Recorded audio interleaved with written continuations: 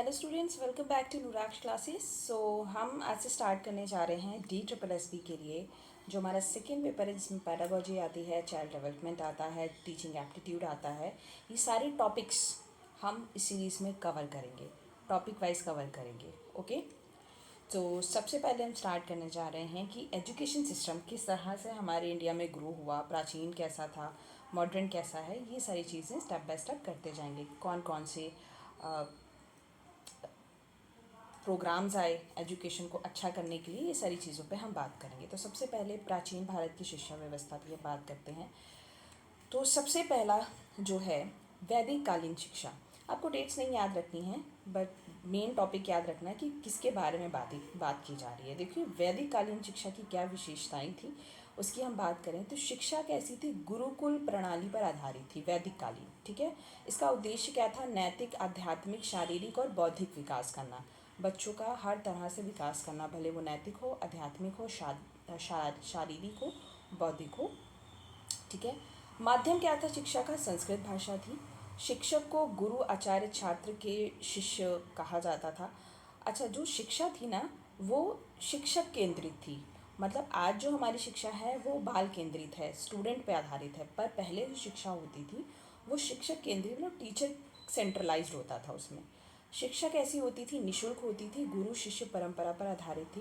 प्रमुख विषय क्या थे, वेद, उपनिषद, गणित, खगोल, युद्ध कला, संगीत, नीति, व्याकरण, ये सारे विषय पढ़ाए जाते थे। आपसे ये विषय पूछे जाएंगे कि कौन कौन से सब्जेक्ट्स थे।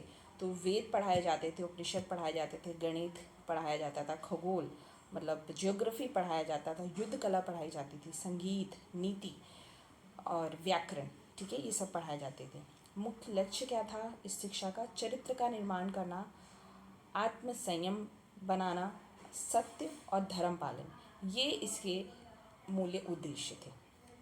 ठीक है, उसके बाद उत्तर वैदिक कालीन या ब्राह्मण कालीन शिक्षा कहती थी। तो ये भी आश्रम प्रणाली और तक्षशिला, नालंदा जैसे विश्वविद्यालयों का उदय हुआ।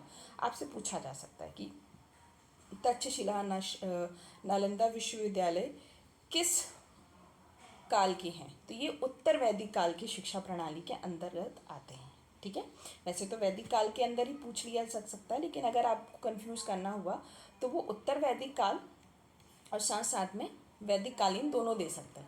तो उत्तर वैदिक कालीन आप टिक करेंगे। ठीक है, उत्तर वैदिक कालीन में ही नालंदा, तक्षशिला जैसे विश्वविद्यालयों का उदय भी हुआ। प्रवेश के लिए उपनयन संस्कार अनिवार्य था। बहुत इंपॉर्टेंट पॉइंट है कि उपनयन संस्कार कब अनिवार्य था या किस प्रकार की शिक्षा प्रणाली में अनिवार्य था। तो नालंदा और तक्षशिला जैसे विश्वविद्यालयों में एडमिशन लेने के लिए उपनयन संस्कार किया जाता था। महिलाओं को शिक्षा सीमित थी। गार्गी, मैत्री और जैसे अपवाद मिलेंगे, मतलब ज़्यादा एजुकेशन फीमेल्स के लिए नहीं थी, फीमेल ज़्यादा अवेयर नहीं थी। शिक्षा श्रुति और स्मृति पर आधारित, मौखिक परंपरा। ठीक है, लिखित नहीं होती थी, बोल के पढ़ाया जाता था, बोल के याद नोट करना होता था, फिर आगे बोल बोल के ही आगे ट्रांसफ़र करी जाती थी। ठीक है, मौखिक परंपरा चलती थी, ये भी आप याद रखेंगे। नेक्स्ट है बौद्ध शिक्षा व्यवस्था। ठीक है, शिक्षा के केंद्र क्या थे, विहार और संघाराम मठ। ये बौद्ध शिक्षा प्रणाली के टाइम पे थे, विहार और संघाराम। प्रमुख विश्वविद्यालय क्या थे, नालंदा था, विक्रमशिला और वल्लभी। आपको ये याद रखने, ये बौद्ध विश्वविद्यालय मतलब बौद्ध शिक्षा के टाइम पे विश्वविद्यालय थे, नालंदा, विक्रमशिला और वल्लभी। माध्यम क्या था इसका, पाली भाषा थी। ठीक है, क्योंकि बौद्ध के टाइम पे, अशोक सम्राट के टाइम पे पाली भाषा का प्रचलन ज़्यादा था। शिक्षा सर्वजातीय और लोकतांत्रिक थी, मतलब सभी जाति के लोग इसको ग्रहण कर सकते थे। विषय त्रिपिटक, तर्कशास्त्र, चिकित्सा, गणित, दर्शन, कला, स्थापत्य। ठीक है, ये इसके विषय थे। उद्देश्य क्या था, नैतिक आचरण, अनुशासन और ध्यान, इनका विकास करना। शिक्षक को भिक्षु, उपाध्याय कहा जाता था। ठीक है, नेक्स्ट है मध्यकालीन भारत की शिक्षा व्यवस्था। मध्यकालीन, अब मध्यकालीन में सबसे पहले आई मुस्लिम शिक्षा प्रणाली। शिक्षा दिल्ली सल्तनत और मुगल काल में विकसित हुई। ठीक है, वहीं पे आक्रमण ज़्यादातर हम जानते होते थे, तो वहाँ से इसका विकास हुआ। प्रमुख संस्थान क्या था, मकतब प्राथमिकता और मदरसे उच्च शिक्षा के लिए। ठीक है, मकतब प्राथमिक शिक्षा के लिए थे और मदरसे उच्च शिक्षा के लिए थे। भाषा अरबी और फारसी था यहाँ पे माध्यम इसका। विषय क्या थे? कुरान, हदीस, फ़िक़्ह, व्याकरण, गणित, खगोल, दर्शन, चिकित्सा, ये थे। उद्देश्य धार्मिक, नैतिक और प्रशासनिक प्रशिक्षण। ठीक है। शिक्षक को उलेमा या मौलवी कहा जाता था। संरक्षण अलाउद्दीन खिलजी, अकबर, औरंगजेब, इन 3 शासकों के समय पर मुस्लिम शिक्षा का प्रसार प्रचार हुआ। ठीक है। नेक्स्ट है हिंदू शिक्षा मध्यकालीन काल में कैसी थी? तो पाठशालाएं, तौल और आश्रम गांवों में प्रचलित थे। भाषा संस्कृत और प्रादेशिक भाषा, मतलब जो वहाँ की लैंग्वेज होती थी, लोकल। विषय क्या थे? साहित्य, तर्कशास्त्र, ज्योतिष शास्त्र और धर्मशास्त्र, गणित। आप ये देखते आ रहे हैं कि किस तरह से जो शिक्षा है ना, वो नैतिक सिद्धांतों से हटती चली जा रही है। ठीक है। पहले जो हमारी वैदिक शिक्षा थी वो हमारी ना सिर्फ हमें दैनिक दिनचर्या को शिक्षा देते थे, बल्कि हमारे आध्यात्मिक, हमारे नैतिक विकास पे भी फोकस होता था। पर यहाँ पे डोंबली आते आते वो एक तरह से बस एक फॉर्मेलिटी बनती चली जाएगी। साहित्य, तर्कशास्त्र, ज्योतिष, धर्मशास्त्र, गणित, ये सब पढ़ाया जाता था। शिक्षा का उद्देश्य धार्मिक और नैतिक विकास करना था। वित्त पोषण मंदिर, दान दाताओं और स्थानीय राजाओं द्वारा किया जाता था। ठीक है। मतलब जो फंडिंग थी वो करते थे। मुख्य विशेषताएं प्राचीन से मध्यकालीन संक्रमण, मतलब शिक्षा की, तो वो ये थी।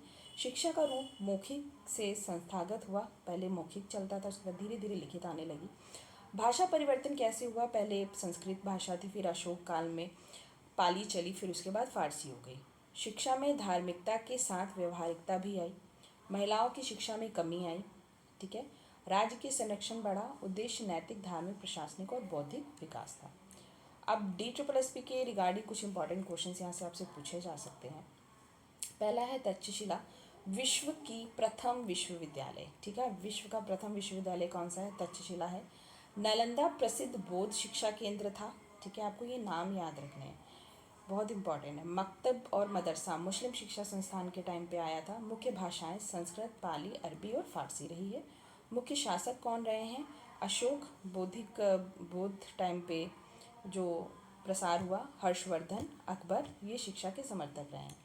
शिक्षा का उद्देश्य रहा है चरित्र निर्माण, अनुशासन और सामाजिक अपलिफ्टमेंट। ठीक है। तो ये हमारा वैदिक शिक्षा का था। नेक्स्ट टाइम पे हम जो अंग्रेज़ आए उसके बाद हमारी शिक्षा में क्या चेंजेस आए और कौन कौन से मूवमेंट्स लेके आए, कौन कौन सी कमीशंस आई, उन सब पे बात करेंगे।